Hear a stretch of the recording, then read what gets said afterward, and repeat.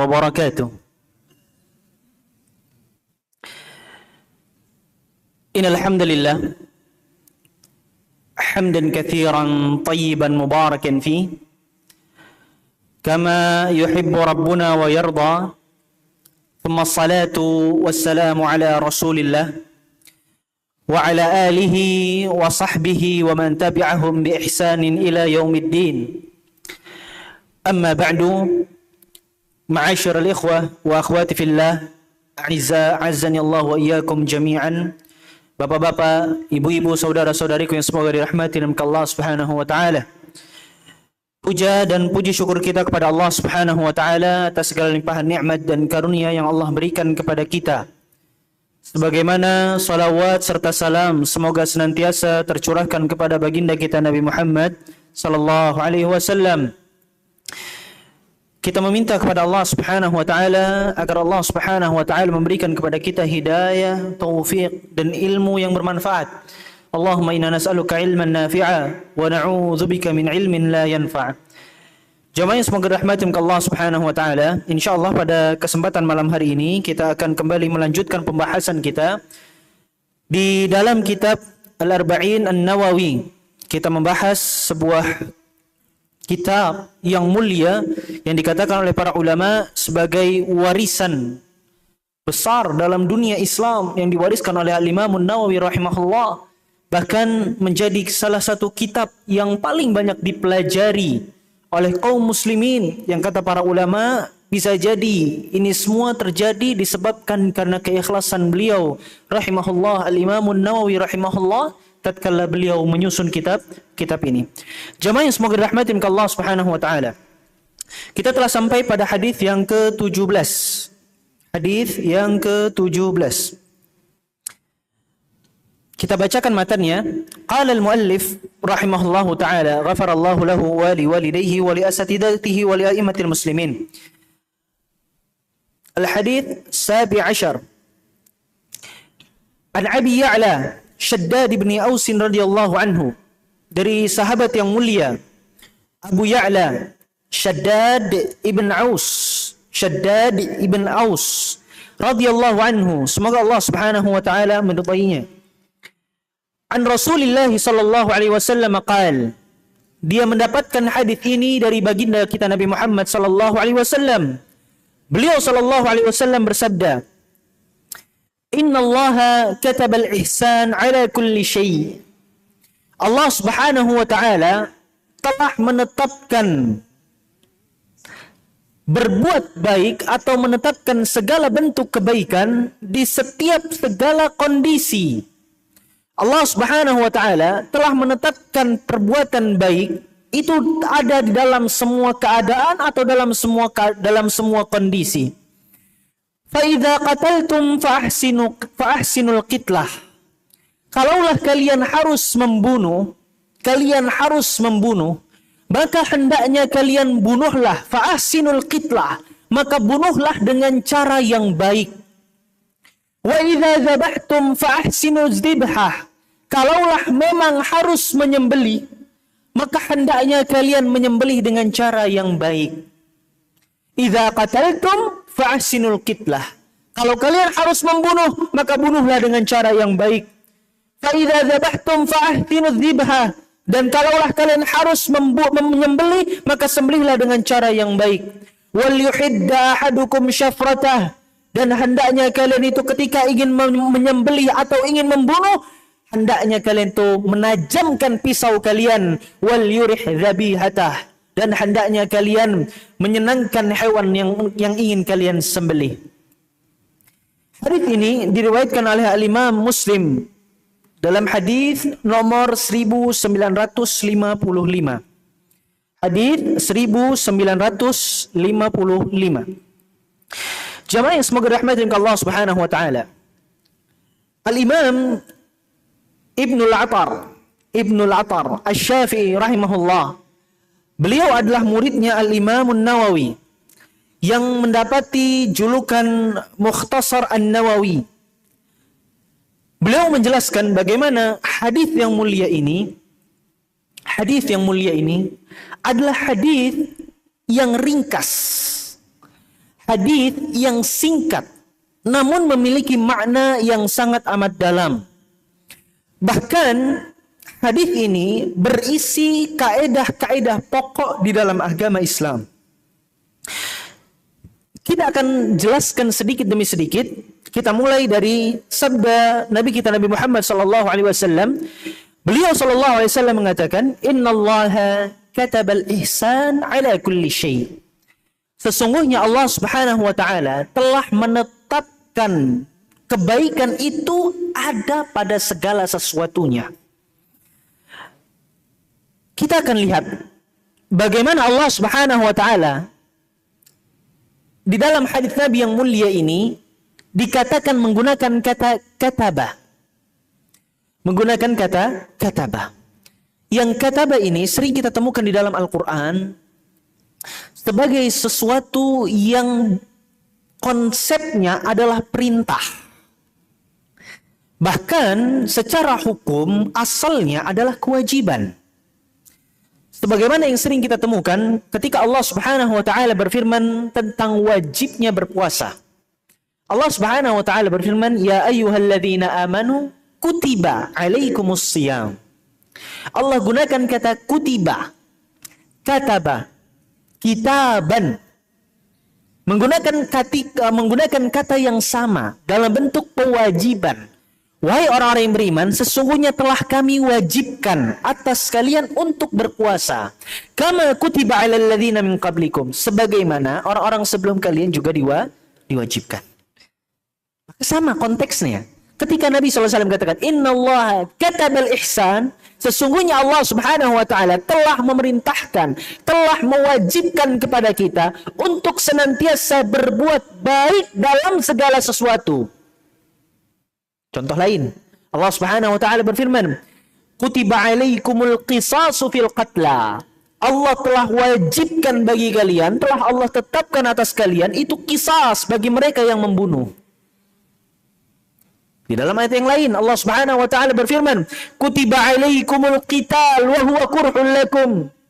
Allah telah wajibkan bagi kalian untuk berperang meskipun kalian tidak suka dengan perperangan tersebut. Di dalam ayat yang lain tentang salat, Allah Subhanahu wa taala berfirman, "Inna salata kanat 'alal mu'minina kitaban mawquta."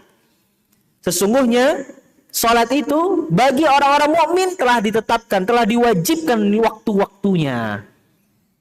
Sehingga dalam kata innallaha katabal ihsan, pada hukum asalnya kata para ulama, maknanya adalah mewajibkan. Sesungguhnya Allah telah mewajibkan kepada kita untuk senantiasa berbuat baik dalam segala kondisi apapun. Subhanallah. Nabi SAW mengajarkan kepada kita bahwa Allah Subhanahu wa taala telah wajibkan sama kita agar kita itu senantiasa berbuat baik apapun kondisinya. Oleh karenanya, di dalam riwayat yang lain, Nabi kita Nabi Muhammad SAW mengatakan, "Fa innallaha huwal muhsin." Karena Allah Subhanahu wa taala itu adalah zat yang maha berbuat baik. Di salah satu nama Allah Subhanahu wa taala memiliki nama yang disebut sebagai Al-Muhsin. Yang maknanya adalah Allah Subhanahu wa taala adalah zat yang maha terbaik. Maha berbuat baik. Jamaah yang semoga rahmati Allah Subhanahu wa taala. Berbuat ihsan, atau apa sih sebenarnya itu ihsan? Ihsan ini kata Al-Imam Asy-Syafi'i rahimahullah, atau kata Syekh Muhammad ibn Shalih Al-Utsaimin rahimahullah, al-ihsan itu bermakna diddu al-isaah, lawan kata dari perbuatan buruk. Lawan kata dari perbuatan buruk. Karena memang manusia itu tidak pernah lepas dari perbuatan buruk. Sebagaimana yang Allah Subhanahu wa taala firmankan, "Innan nafsa la'ammaratun bis-su'." Karena jiwa seorang hamba itu senantiasa menarik pemiliknya untuk terus berbuat salah, untuk senantiasa berbuat buruk. Oleh karenanya, lawan dari hawa nafsu yang buruk tersebut adalah al-ihsan, perbuatan baik. Pada hukum asalnya, ihsan itu terbagi menjadi dua secara hukum syar'i. Ihsan, perbuatan baik itu terbagi menjadi dua hukum dalam hukum syar'i. Yang pertama ada ihsan yang wajib, ada ihsan yang wajib, dan ada juga ihsan yang sunnah. Perbuatan baik yang hukumnya sunnah. Maka Allah Subhanahu wa taala memerintahkan kita untuk senantiasa berbuat baik di dalam segala bentuk kondisi.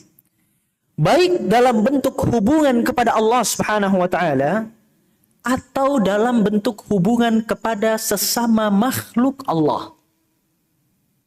Oleh karenanya para ulama menyebutkan di antara bentuk ihsan yang perlu kita perhatikan yang pertama kali adalah ihsan kita kepada hak-haknya Allah. Hendaknya kita itu sebagai seorang muslim, sebagai hamba-hamba Allah senantiasa berbuat baik kepada Allah Subhanahu wa taala. Meskipun Allah Subhanahu wa taala sejatinya tidak butuh dengan perbuatan baik kita. Allah Subhanahu wa taala sejatinya tidak membutuhkan sikap baik yang kita lakukan untuk kepada Allah Subhanahu wa taala. Allah enggak butuh. Bahkan sebaliknya sebenarnya adalah kita yang butuh. Namun yang pertama kali untuk kita perhatikan adalah adab kita kepada Allah Subhanahu wa taala, sikap kita kepada Allah Subhanahu wa taala sebagai seorang hamba. Karena kita adalah seorang hamba, kita hambanya Allah, maka sudah seharusnya kita sebagai hambanya Allah senantiasa menjaga hak-hak Allah Subhanahu wa taala, baik yang wajib ataupun yang sunnah. Baik yang wajib ataupun yang sunnah. Bukankah Allah Subhanahu wa taala telah berfirman, "Wa'budullah wa la tusyriku bihi syai'a." Kalian tuh wajib untuk menyembah Allah Subhanahu wa taala saja dan jangan pernah untuk berbuat syirik. Jangan kalian menyekutukan Allah dengan sesuatu apapun. Dengan sesuatu apapun. Sedangkan kesyirikan ini adalah kezaliman yang sangat amat besar. Allah Subhanahu wa taala berfirman, "Inna syirka la dzulmun 'adzim." Ketahuilah bahwa syirik itu adalah perbuatan kezaliman yang sangat amat dahsyat. Bagaimana tidak? Peribadatan, kebaikan yang seharusnya kita persembahkan hanya kepada Allah, kita persembahkan kepada zat yang tidak berbuat kasih kepada kita. Kita berikan kepada zat yang bukan menciptakan kita, kepada zat yang bukan memberi rezeki kita. Bukankah itu kezaliman yang sangat amat besar? Maka sudah seharusnya kita sebagai seorang muslim, sebagai hambanya Allah, memperhatikan hak Allah yang paling utama, yakni senantiasa menyembah Allah Subhanahu wa taala dan menjauhi perkara syirik. Kemudian pula jemaah yang semoga rahmati Allah Subhanahu wa taala, kita juga memperhatikan hak-hak Allah yang bentuknya sunnah. Lihatlah bagaimana ketika kita membahas tentang hadits Jibril. Ketika malaikat Jibril bertanya kepada Nabi SAW, apa itu ihsan? Maka Nabi SAW katakan, ihsan an ta'budallah ka'annaka tarah. Ihsan itu adalah ketika engkau beribadah kepada Allah, seolah-olah engkau melihat keagungan dan kebesaran Allah Subhanahu wa taala. Subhanallah, ini keimanan yang sudah up level, yang sulit kita capai, namun bukan berarti tidak bisa. Bahkan Nabi SAW memotivasi kita untuk senantiasa menggapai derajat ihsan di atas derajat seorang muslim, di atas derajat seorang mukmin. Dia adalah al-muhsin, orang-orang yang berbuat ihsan.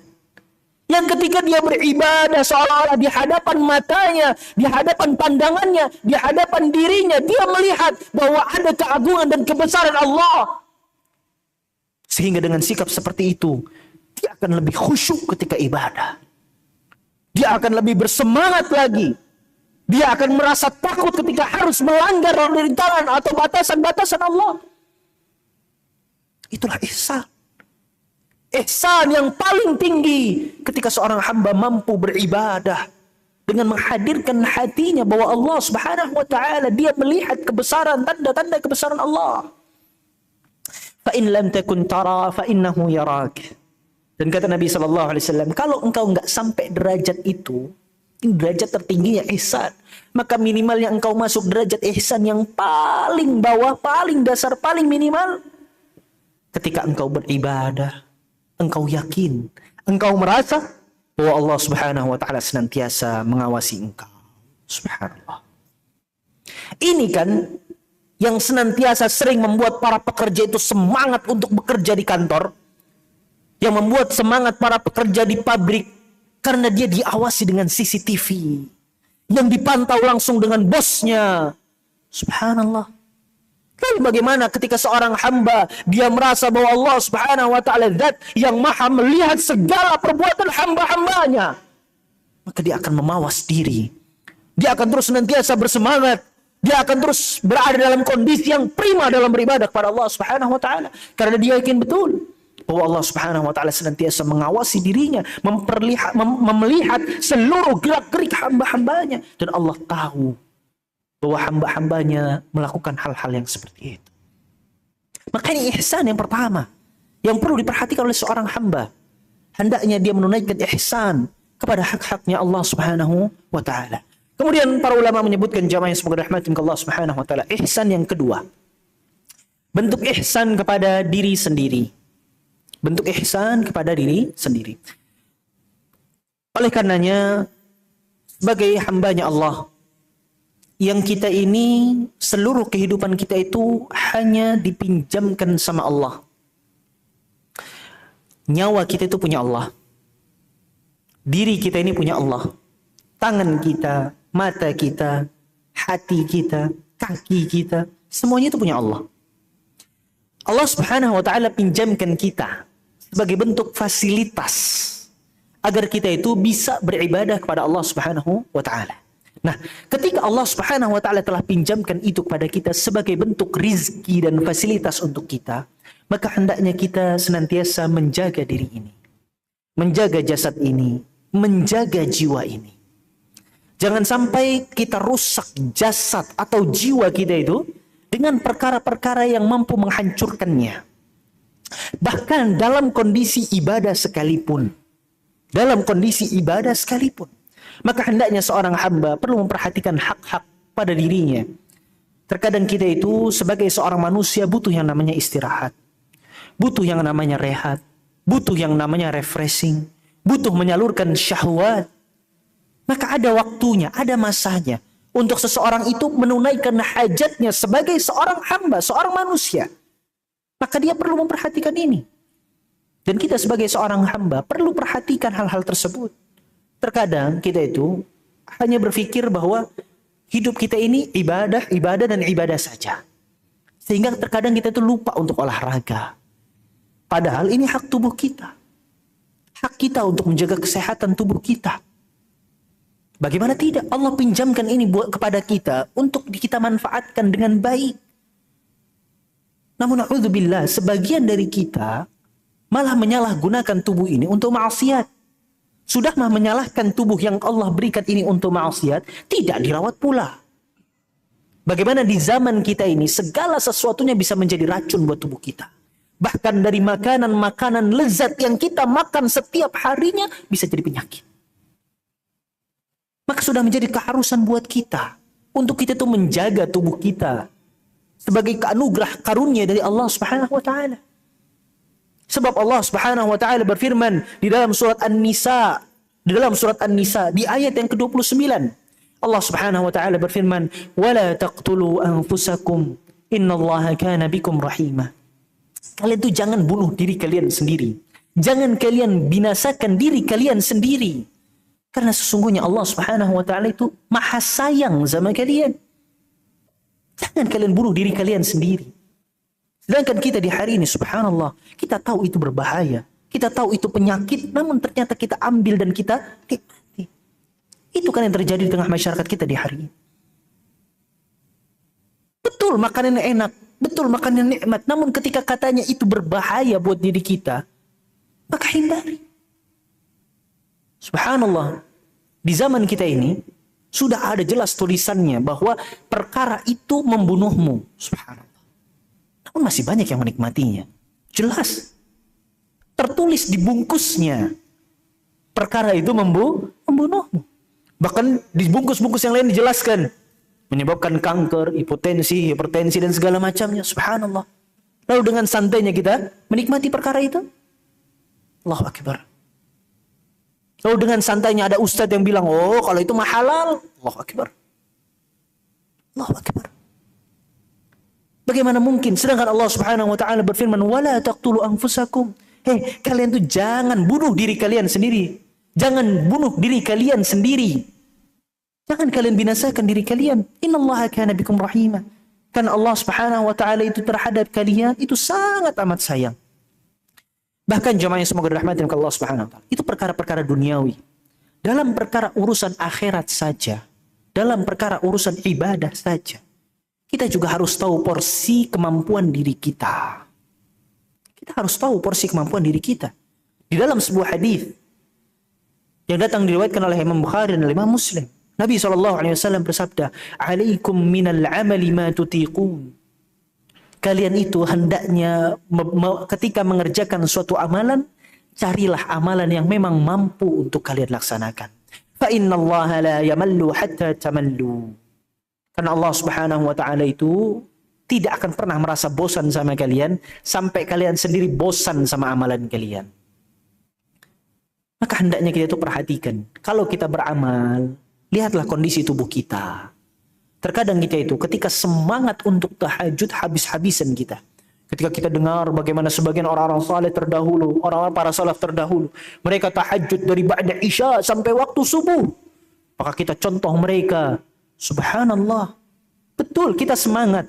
Betul kita ingin sebagaimana orang-orang saleh terdahulu. Namun mereka juga punya tahapan untuk bisa sampai kepada derajat tersebut. Jangan kita subhanallah ketika mendengar kisah bagaimana Abu Bakar radhiyallahu an menginfakkan seluruh hartanya, Umar menginfakkan setengah dari hartanya. Subhanallah. Setelah itu kita langsung berinfak. Ini infak pertama kita. Kita langsung infak 1 miliar di hari itu. Subhanallah. Lalu kemudian besok kita menyesal karena merasa kebanyakan. Kemudian kita nggak mau infak lagi lah. Hendaknya kita tuh memperhatikan, alaikum minal amali ma tutiqun, kata Nabi SAW. Hendaknya kalian tuh perhatikan. Kalau mau beramal, itu sesuai dengan kemampuan diri. Jangan berlebihan juga. Semangat boleh semangat. Tapi jangan juga kita berlebihan. Lihatlah bagaimana ketika ada 3 manusia yang datang ke rumah Nabi SAW. Mereka bertanya kepada istri-istri Nabi SAW. Yas'aluna an ibadatin Nabi SAW. Mereka bertanya kepada istri-istri Nabi SAW, gimana sih ibadah Nabi SAW itu ketika di rumah? Gimana Nabi SAW itu ketika di rumah? Karena mereka itu yang mereka lihat, ya Nabi ketika di luar, ketika Nabi di masjid, mereka nggak tahu gimana ibadah Nabi di rumah. Maka para istri-istri Nabi SAW menjawab pertanyaan mereka, bahwa Nabi SAW itu ibadah seperti ini, seperti ini, dan seperti ini. Faka'annama taqalluha. Maka mereka mengatakan, aina nahnu? Kalau Nabi saja ibadahnya seperti itu, lalu bagaimana kita? Mereka berpikir, Nabi itu ibadahnya sederhana, jemaah, sederhana. Namun mereka berpikir, aduh, kalau Nabi ibadahnya seperti ini, wajar. Nabi itu sudah dijamin surga, sudah dihapuskan dosanya yang telah lalu dan akan datang. Terus kalau kita gimana? Kita kan bukan Nabi, kata mereka. Maka mereka mengatakan, amma ana wallah. Adapun saya, ini orang yang pertama dia bilang, fa inni usalli lailan abadan. Maka sungguh aku akan senantiasa mengisi malamku dengan salat malam. Allahu Akbar. Yang kedua mengatakan, ana asumud dahr wala uftir. Saya akan terus senantiasa berpuasa di setiap harinya dan tidak akan pernah putus puasanya. Dia akan puasa setiap hari tanpa ada jeda sebagaimana puasa Daud. Subhanallah. Kemudian yang ketiga dia katakan, ana a'tazilun nisa. Kalau saya nggak akan mau menikah. Saya akan fokus hanya ibadah kepada Allah Subhanahu wa taala. Allahu Akbar. Ini perkara yang besar. Yang tiga-tiganya adalah perbuatan baik dengan niatan yang baik, niatan ikhlas kepada Allah Subhanahu wa taala, mengharapkan pahala dari Allah Subhanahu wa taala. Namun ketika berita ini sampai kepada baginda Nabi Muhammad sallallahu alaihi wasallam, datanglah kabar ini kepada baginda Nabi Muhammad sallallahu alaihi wasallam, maka Nabi sallallahu alaihi wasallam menghampiri mereka. Lalu Nabi SAW katakan, antumul ladzi qultum kadza wa kadza. Ini kalian yang bilang seperti ini dan seperti ini. Ini kalian yang bilang mau puasa nggak pernah buka, yang mau bilang salat malam tapi nggak pernah tidur, yang kalian bilang engkau nggak mau nikah dan hanya fokus untuk ibadah. Ini kalian yang bilang seperti ini. Maka Karena Nabi SAW katakan, amma wallahi inni la'akhsyakum lillah wa atqakum. Demi Allah, sesungguhnya aku adalah orang yang paling bertakwa kepada Allah dan orang yang paling takut sama Allah. Walakinni asum wa uftir. Akan tetapi aku itu berpuasa, tapi aku juga berbuka. Usalli wa anam. Aku salat malam, tapi aku juga tidur. Wa natazawwajun nisa. Bahkan aku menikahi para wanita. Faman raghiba an sunnati falaysa minni. Yang enggak cinta sama sunnahku, maka bukan bagian dariku. Allahu Akbar. Jelas. Kalaulah kita mau ibadah, kita perhatikan juga kapasitas diri kita. Jangan kita juga berlebihan.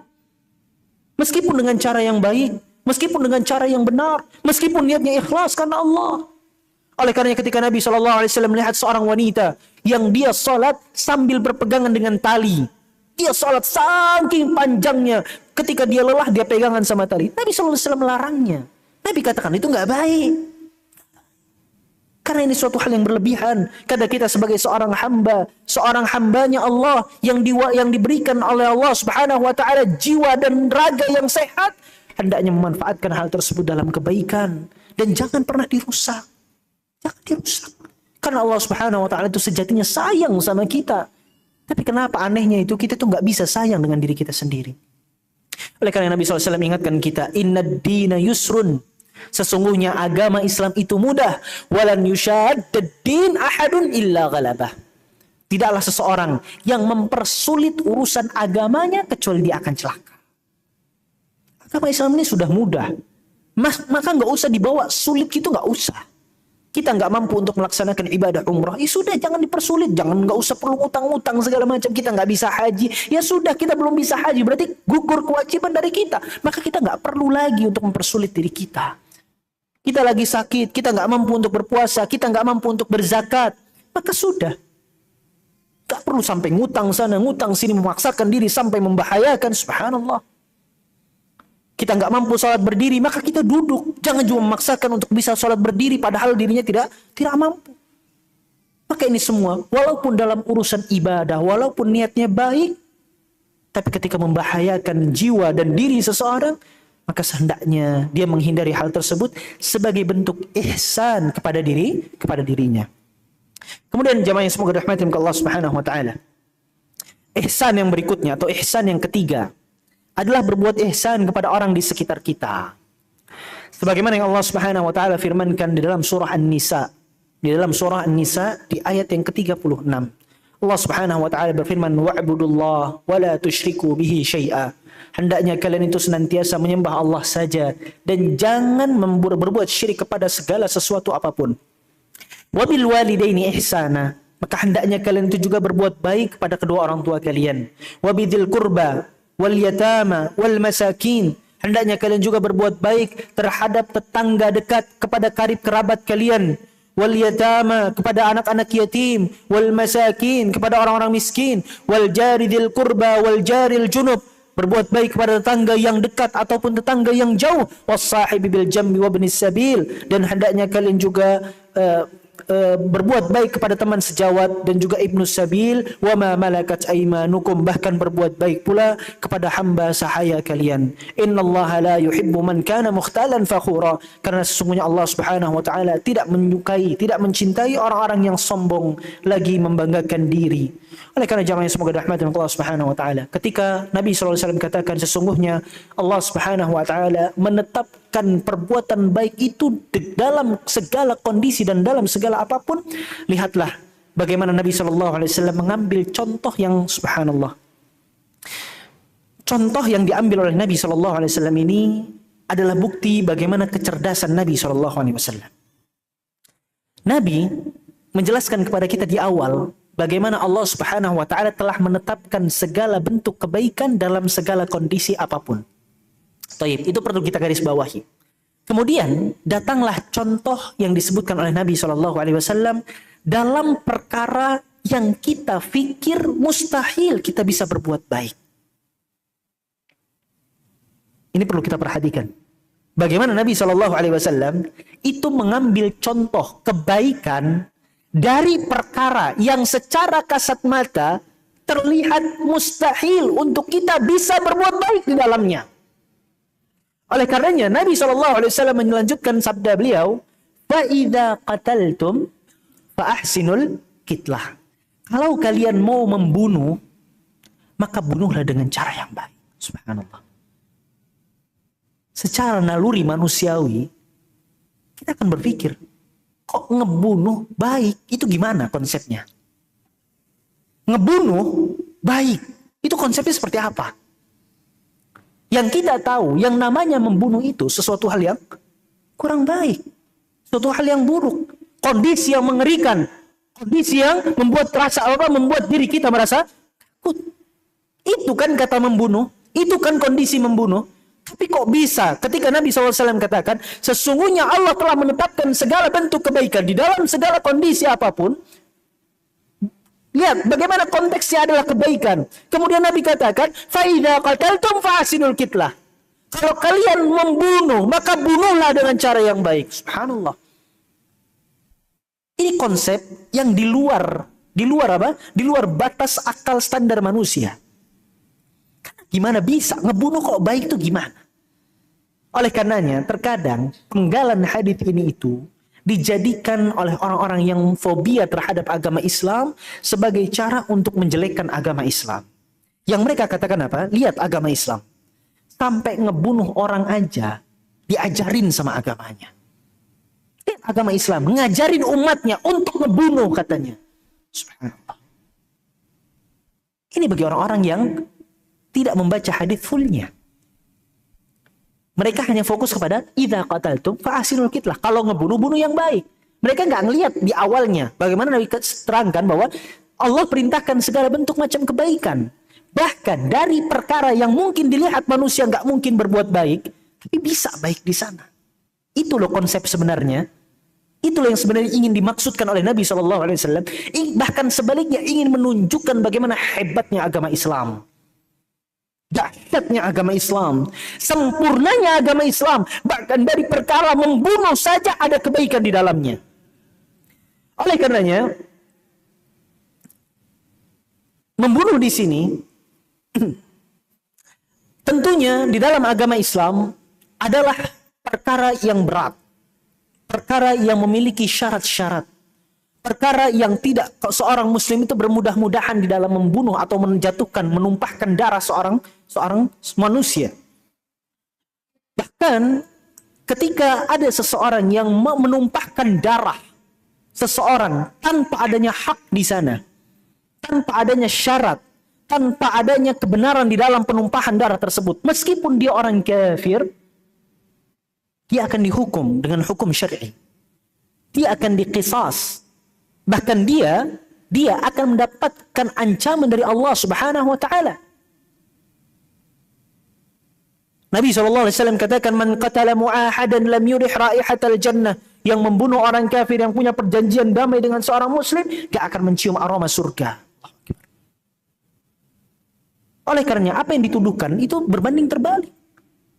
Karena sejatinya di dalam agama Islam proses pembunuhan itu ketat syaratnya.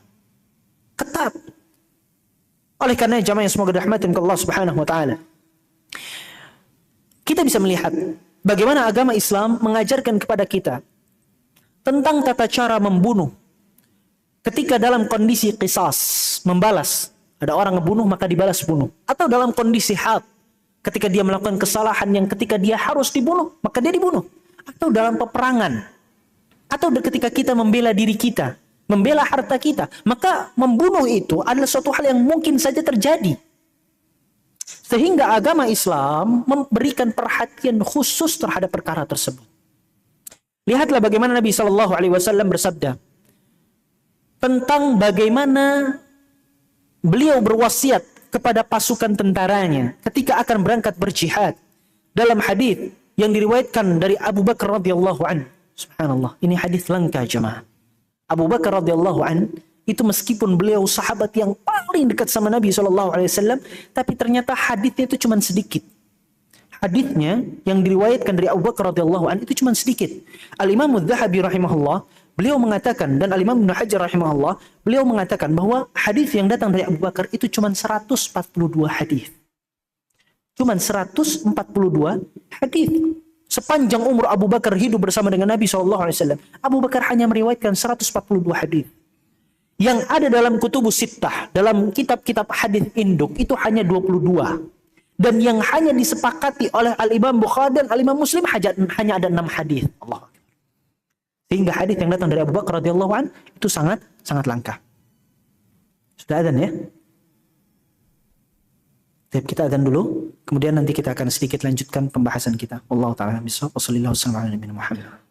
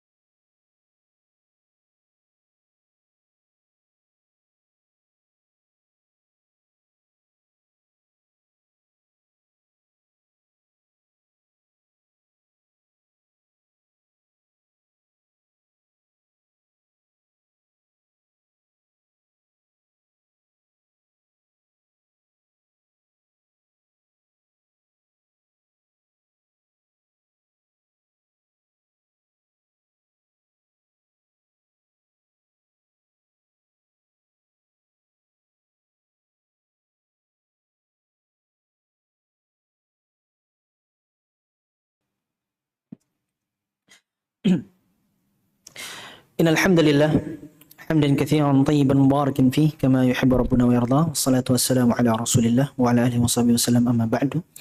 Jemaah yang semoga dirahmati Allah Subhanahu wa taala, lihatlah bagaimana agama Islam mengajarkan penganutnya tata cara berperang yang baik. Agama Islam betul memang mengajarkan tata cara membunuh. Betul agama Islam mengajarkan tata cara berperang. Namun itu semua untuk menjadikan penganut agama Islam, kita sebagai orang-orang Islam, itu tidak membunuh dan tidak berperang sebagaimana hewan yang saling membunuh dan saling berperang. Itu yang diinginkan. Allah Subhanahu wa taala dan Nabi kita Nabi Muhammad sallallahu alaihi wasallam mengajarkan tata cara itu semua untuk kebaikan kemaslahatan umat manusia. Lihatlah bagaimana Nabi SAW mengajarkan kita, berpesan kepada para pasukannya ketika berperang. Beliau SAW bersabda, la taqtulu imra'atan, jangan kalian bunuh para wanita. Allahu Akbar. Ini pesan dari baginda Nabi Muhammad SAW. Ketika peperangan terjadi, Jangan kalian bunuh para wanita. Sedangkan bisa kita saksikan bagaimana kondisi orang-orang kafir. Orang-orang yang bukan seorang muslim. Yang dia ketika berperang, subhanallah, melakukan suatu hal yang keji. Bahkan sengaja menyasar kepada para wanita. Wala sabiyan, dan jangan pula kepada anak-anak kecil. Wala kabiran hariman, dan jangan pula kepada orang tua yang sudah lemah. Subhanallah. Wala taqta'u syajaran muthmiran, bahkan Nabi melarang seseorang untuk menebang pohon-pohon buah. Allahu akbar. Wala tukharribu amiran, dan jangan merobohkan bangunan. Subhanallah. Lihat bagaimana indahnya agama Islam. Wa satajiduna qauman farraghu anfusahum fis sawami fad'uuhum. Bahkan ketika kalian datang kepada musuh-musuh kalian, kemudian kalian menemukan ada orang-orang yang tinggal berdiam diri di tempat-tempat ibadah mereka, jangan ganggu mereka. Allahu akbar. Ini pesan bagi Nabi Muhammad SAW. Sayangnya sebagian kaum muslimin di hari ini itu karena memahami sebagian ayat atau sebagian hadis, mereka bahkan menghancurkan tempat-tempat ibadah orang-orang non-muslim, bahkan melakukan bom bunuh diri di sana. Subhanallah. Maka ini tidak benar. Bahkan dalam kondisi perang sekalipun Nabi berpesan yang lagi ibadah di tempat ibadah jangan diganggu. Itulah agama Islam. Itulah wajah seorang muslim yang sejati. Oleh karena di hari ini itu subhanallah. Lihatlah bagaimana Nabi SAW juga berpesan dalam sebuah hadis yang datang dari Abdullah bin Yazid radhiyallahu an, naha Rasulullah SAW anin nahba wal mutlah. Nabi SAW melarang kita untuk merampas harta ketika dalam peperangan dengan cara merampas secara liar. Ini orang lagi sekarat, belum mati, cuman sudah ditarik-tarik baju besinya gitu, subhanallah. Enggak boleh kayak gitu. Wal mutlah, dan enggak boleh pula memutilasi. Allahu akbar. Itu yang diajarkan oleh agama Islam. Di hari ini, subhanallah. Lihatlah bagaimana musuh-musuh Islam ketika mereka membunuh dengan cara yang begitu mengerikan. Dengan cara dibunuh secara perlahan, disayat-sayat, dikuliti, na'udzubillah, ditenggelamkan dan segala macam. Subhanallah. Dan itu terjadi. Dan subhanallah. Ini indahnya agama Islam. Namun selalu ada orang-orang kafir, orang-orang musyrikin yang tidak akan pernah ridha terhadap agama Islam, sehingga mereka terus senantiasa memburu Islam, menghancurkan Islam dengan cara senantiasa menjelek-jelekan agama Islam. Oleh karena jamaah yang semoga dirahmati oleh Allah Subhanahu wa taala, hal ini dicontohkan oleh Nabi SAW. Lihatlah bagaimana ketika terjadi perang Badar. Ketika perang Badar terjadi, itu Abu Jahal itu mati di perang Badar. Musuh besar Nabi SAW yang senantiasa menjadi pelopor untuk mengganggu Nabi SAW mati di perang Badar. Apa yang terjadi? Apakah Nabi SAW menguliti Abu Jahal kemudian dipajang begitu? Tidak. Cukup oleh Nabi SAW dilempar ke sumur, ditutup, sudah. Nabi SAW tidak mencincangnya, Nabi SAW tidak memutilasinya, sehingga Nabi SAW melarang hal tersebut. Ketika seseorang harus membunuh, maka bunuhlah dengan cara yang baik. Jangan kita itu ketika na'udzubillah, misalnya ketika kita membela diri gitu ya, ketika kita dibegal, kemudian kita lawan begal tersebut, kemudian kita, subhanallah, karena kita merasa kesal dengan begal tersebut, ini begal udah minta ampun, kemudian kita tetel kupingnya satu gitu ya, jarinya kita potong ya, kemudian kakinya kita potong. Subhanallah, ini nggak baik, nggak seperti itu. Kalau memang harus membunuh, maka bunuhlah dengan cara yang baik. Berikan kesempatan dia untuk mati dalam waktu sekejap. Oleh karenanya jamaah yang semoga dirahmati oleh Allah Subhanahu wa taala, memang terjadi khilaf di antara para ulama. Dalam urusan qisas, membalas.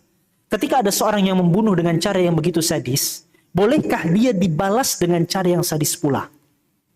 Ini terjadi khilaf di antara para ulama. Sebagian dari mereka mengatakan boleh.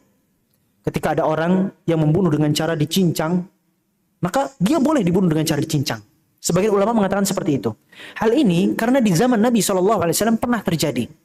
Bagaimana suatu ketika dalam hadis yang datang dari Anas bin Malik radhiyallahu anhu, suatu ketika ada budaknya Nabi SAW yang keluar dari rumah Nabi SAW. Kemudian di tengah jalan dia bertemu dengan seorang Yahudi.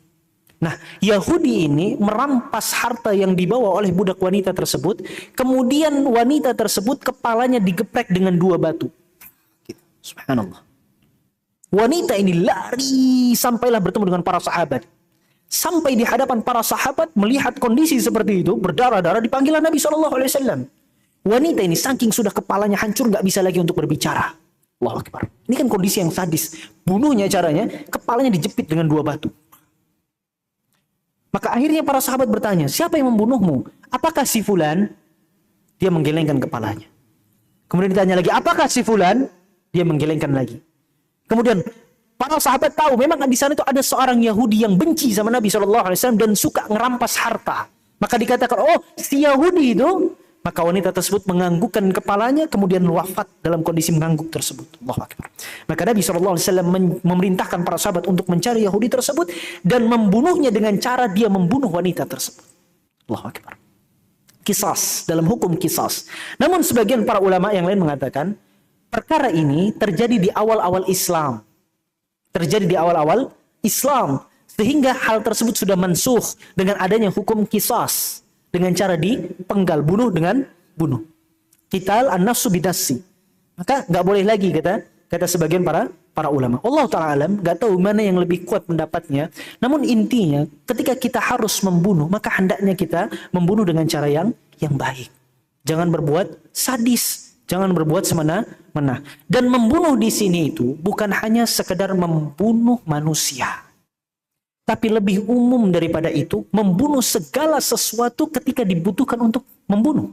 Contoh, ketika seseorang harus membunuh hewan yang memang dibolehkan untuk dibunuh. Contoh, ada hewan buas yang datang atau ada hama yang mengganggu.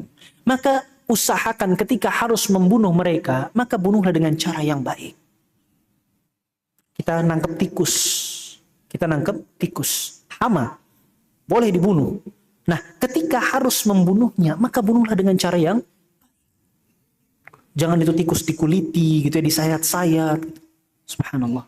Atau sebenarnya sering terjadi itu dengan cara ditenggelamkan di air dengan kandang-kandangnya. Subhanallah. Ini kan membunuh secara perlahan. Maka ini nggak baik. Ini tidak ihsan namanya. Tidak berbuat baik ketika dia harus membunuh. Bahkan Nabi SAW mengatakan di dalam sebuah hadis yang datang dari Sami' ibn Jundub. Nabi SAW katakan, Iyakum wal muthlah walau bil kalbil aqur. Kalian itu jangan sampai memutilasi kalau harus membunuh. Bahkan gak boleh kalaupun itu yang dibunuh adalah anjing galak. Subhanallah. Anjing galak saja yang membahayakan jiwa seseorang, ketika harus dibunuh gak boleh dengan cara yang sadis. Bunuh dengan cara yang baik. Atau ketika kita membunuh hewan yang memang disunnahkan untuk dibunuh. Seperti cicak. Bagaimana Nabi SAW katakan, Man qatala wazaghan. Barang siapa yang membunuh cicak. Fi awwali darbatin. Dengan cara dipukul sekali. Falahu kada wa kada hasanah. Maka dia akan mendapatkan demikian-demikian pahalanya. Allahu Akbar. Jadi kalau cicak tuh dapat kita, bunuh yang baik. Jangan malah buat mainan gitu ya. Malah dikasih kucing gitu. Dikejar-kejar sama kucing. Lah, ini gak benar. Atau subhanallah sebagian anak-anak kecil tuh dimasukkan mercon gitu ya, kemudian diledakin sama dia, kai gitu ya, bor gitu, meledak. Subhanallah. Ini enggak ihsan, ini enggak berbuat baik namanya. Maka jaga pesan dari Nabi SAW, idza qataltum fa ahsinul qitlah. Kemudian Nabi SAW berpesan, wa idza dzabhtum fa ahsinudz dzibhah. Dan kalaulah kalian harus menyembelih, maka sembelihlah dengan cara yang baik. Ketika kita menyembelih kurban, menyembelih akikah, atau menyembelih hewan-hewan ternak lainnya, ketika memang harus disembelih, maka sembelih dengan cara yang baik. Jangan sampai menyiksa. Hendaknya kita disebutkan oleh Al-Imam An-Nawawi rahimahullah, bagaimana cara berbuat baik terhadap hewan sesembelihan itu adalah dengan membaca bismillah ketika menyembelihnya. Ini penting jemaah. Kita membaca bismillah ketika kita menyembelihnya. Karena hewan yang tidak disembelih dengan mengucapkan bismillah, maka dia bangkai. Tak bermanfaat. Hewan yang disembelih tanpa mengucapkan bismillah, itu bangkai. Bangkai, gak bermanfaat itu hewan. Subhanallah. Maka ini perbuatan zalim, perbuatan yang tidak baik kepada hewan yang kita sembelih tersebut. Sia-sia dia mati. Subhanallah. Kemudian mempelajari cara menyembelih yang benar. Ya, jangan hanya ketika kita tombak kemudian kita biarkan begitu saja. Jangan Cari cara, kita belajar gimana cara nyembelih yang baik. Alhamdulillah nih, Masya Allah. Nanti dekat-dekat Idul Adha akan ada seminar-seminar biasanya gitu ya. Cara nyembelih yang baik. Ikuti, pelajari. Belajar cara menyembelih yang baik. Kemudian jangan potong sebagian tubuhnya sampai mati. Jangan kita subhanallah. Karena kita pingin daging kita seger gitu ya. Daging hewan kita seger. Ini kan terkadang pernah ada beberapa di beberapa daerah itu praktiknya seperti itu. Dia pingin dagingnya itu, daging hewannya itu segar terus. Tapi dia nggak punya kulkas. Akhirnya apa? Dia potong kaki hewannya tersebut satu. Diambil dagingnya dimasak. Itu bekas lukanya dikasih api. Supaya ngering. Sembuh. Hewannya masih hidup. Hewannya masih hidup. Subhanallah. Ini kan nyiksa jemaah. Jadi daging yang dia makan segar. Tapi hewannya masih hidup supaya menjaga kesegaran daging hewannya. Subhanallah. Ini kan sadis jemaah. Sadis. Ini nggak baik. Ini bukan berbuat ihsan. Kemudian juga tajamkan pisau ketika ingin sembelih. Jangan pisau tumpul kita pakai untuk menyembelih hewan. Jangan juga mengasah pisau di depan hewan yang ingin disembelih. Subhanallah. Ya, kita di depan hewan yang kita bilang, sembelih kamu, sembelih. Nggak boleh. Nabi SAW pernah melihat seseorang yang ingin menyembelih seekor kambing. Dia ingin menyembelih seekor kambing. Kemudian dia baringkan kambing tersebut, dia injak pangkal lehernya, kemudian dia asah pisau tersebut, pedangnya itu di hadapan kambing tersebut. Subhanallah. Apa yang kata Nabi SAW? Katakan, aturiduna antamitaha mautat. Kamu mau ngebunuh dia beberapa kali? Kamu mau ngebuat dia mati berkali-kali? Nabi bilang seperti itu. Hala hadatta syafrataka qabla an tadja'aha. Hendaknya engkau itu, sebelum engkau baringkan dia di tempat penyembelihan, engkau asah dulu pisaumu di tempat lain. Antum bisa bayangkan, ini hewan juga punya perasaan, jamaah. Antum asah itu pisau di depan hewan tersebut, subhanallah. Ini kan membunuh dia berkali-kali namanya, kata Nabi SAW. Sudah membuat dia takut sebelum dia disembelih. Allahu Akbar. Oleh karenanya, jangan pula membolehkan atau membiarkan hewan lain menonton temannya disembelih. Subhanallah. Ini juga sering terjadi ketika terjadi Idul Adha gitu ya. Sudah mungkin temannya sekandang gitu ya, atau mungkin pasangan hidupnya, istrinya, subhanallah. Kita sembelih di hadapan matanya, ya Allah. Ini kan Allahu Akbar. Sadis jemaah. Gak boleh seperti ini. Ya. Dan jangan dikuliti sampai benar-benar mati, kata Imam Nawawi. Biarkan dulu, biarkan. Biarkan dia dulu sampai habis ruhnya keluar, baru kita kuliti. Terkadang kita ini enggak sabaran. Tapi baru disembelih, belum juga mati, sudah ditusuk-tusuk jantungnya supaya lebih cepat mati. Sudah dikuliti, subhanallah. Padahal masih hidup. Masih setengah hidup jemaah. Apalagi sekarang untuk subhanallah. Katanya ikan mentah itu lebih mantap katanya. Lebih bagus nutrisinya. Sehingga dijadikan sushi gitu ya. Ikan yang masih ngedip-ngedip jemaah. Dia ngelihat itu orang masukkan daging itu ke cuka, dia makan, subhanallah. Ini perbuatan yang tidak ihsan kepada hewan sekalipun. Maka subhanallah, hendaknya jamaah yang semoga dirahmati oleh Allah Subhanahu wa taala, kita perhatikan adab-adab kita kepada makhluk-makhluk Allah yang lainnya. Bukan hanya kepada sesama manusia, namun kepada makhluk-makhluk Allah yang lainnya. Bahkan kalau kita buka kitab para ulama, kita akan temukan bagaimana ulama itu membahas tentang hukum membakar ikan yang masih hidup. Subhanallah. Ulama bahas tentang bakar ikan yang masih kelepek-kelepek dibakar langsung. Apakah boleh seperti ini? Sebagian dari mereka mengharamkan karena ini menyiksa. Namun sebagian lagi mengatakan tidak masalah sebenarnya. Kenapa? Karena dengan diambilnya ikan tersebut dari air saja itu sudah membunuhnya. Sehingga tidak masalah. Cuman sebagian dari para ulama yang membolehkan juga mengatakan, saya tetap tidak mau makan ikan yang dibakar masih dalam kondisi kelepek-kelepek. Masih setengah hidup. Kenapa? Karena tidak sepantasnya sebagai seorang muslim yang punya hati lemah lembut, kasih sayang, gak pantas yang seperti itu. Gak pantas. Allahu Akbar. Lihatlah bagaimana agama Islam mengajarkan kebaikan tersebut kepada penganutnya. Suatu ketika ada sahabat Nabi yang datang kepada Nabi SAW. Dia bercerita, ya Rasulullah, inilah adbahu syat wa inilah arhamuha. Ya Rasulullah, saya itu tadi mau nyembelih kambing. Tapi kok ada perasaan kasihan dalam hati saya ya Rasulullah. Saya mau nyembelih kambing saya, tapi saya rasa dalam hati saya itu ada rasa kasihan. Allahu Akbar. Lihat apa yang dikatakan Nabi SAW. Asyatu in rahimtaha rahimakallah. Itu kambing yang engkau sembelih dengan rasa penuh kasihan sama kambing itu. Subhanallah. Ketika engkau kasihan sama kambing itu, Allah sayang sama engkau. Allahu Akbar. Jadi kita itu kalau nyembelih Idul Adha itu bukan balas dendam jemaah. Bukan kita sembelih dengan Allahu Akbar, kita dendam gitu ya, dengan segala macam kesadisan. Lah, enggak seperti itu. Kita sembelih hewan sesembelihan kita, hewan kurban kita itu dengan penuh kasih sayang. Yang kata Nabi SAW, asyadu in rahimtaha rahimakallah. Engkau kasihan, engkau sayang sama hewan yang engkau sembelih itu, Allah juga sayang sama engkau. Ya. Inilah jamaah yang semoga dirahmati Allah Subhanahu wa taala. Bagaimana agama Islam itu mengajarkan kebaikan bahkan kepada hewan sekalipun.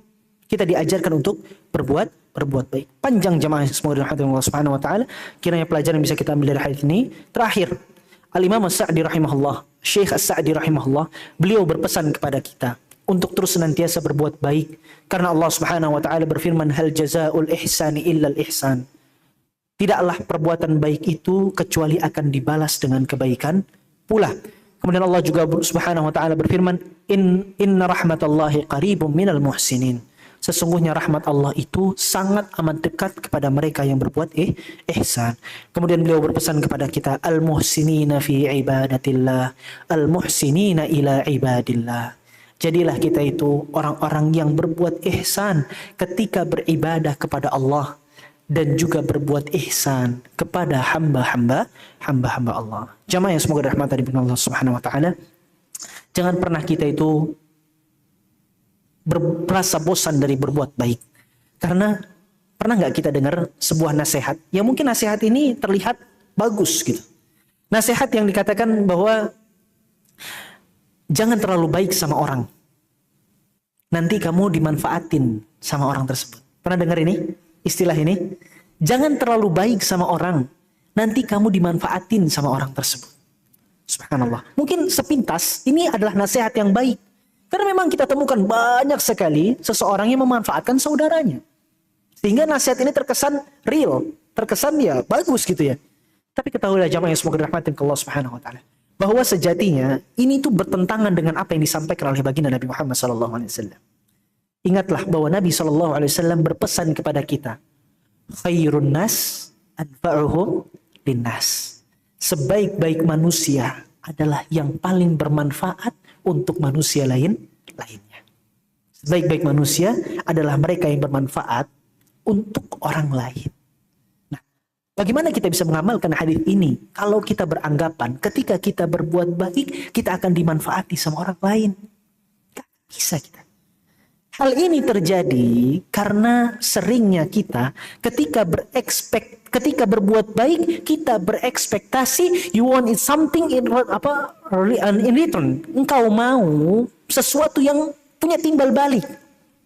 Sehingga kita berekspektasi seperti itu. Kita merasa bahwa diri kita itu dimanfaatkan sama orang lain karena ketika kita berbuat baik kita ingin ada timbal balik dari orang lain tersebut. Sehingga ketika orang yang kita berbuat baik sama dia gak berbuat baik sama kita, kita merasa bahwa kita dimanfaatkan. Padahal gak seperti itu jemaah. Padahal gak seperti itu. Hendaknya prinsip yang kita pegang adalah lakukan sudah. Ketika kita punya niatan baik, laksanakan. Kita punya Tuhan, kita punya Allah yang gak buta, yang gak tidur, yang tahu perbuatan baik seorang hamba dan akan memberikan balasan terbaik untuk hamba tersebut. Maka ini nasihat sebenarnya nggak tepat. Jangan terlalu baik, nanti dimanfaatin orang. Lah, ya memang itu tujuannya. Kita berbuat baik itu supaya jadi manfaat untuk orang lain. Dan kita jangan pernah berekspektasi untuk dibalas kebaikan kita itu dengan manusia. Cukup bagi kita Allah Subhanahu wa taala yang akan memberikan balasan kepada kita, maka kita tidak akan pernah kecewa. Wallahu ta'ala bishawab. Ini yang bisa Anda sampaikan pada kesempatan malam hari ini. Kurang lebihnya mohon maaf. Yang benar datang dari Allah Subhanahu wa taala, yang salah kepada Allah Subhanahu wa taala mohon ampun. Kepada Bapak Ibu saudara-saudariku sekalian mohon maaf. Wassallallahu wasallam ala nabi Muhammad. Assalamualaikum warahmatullahi wabarakatuh.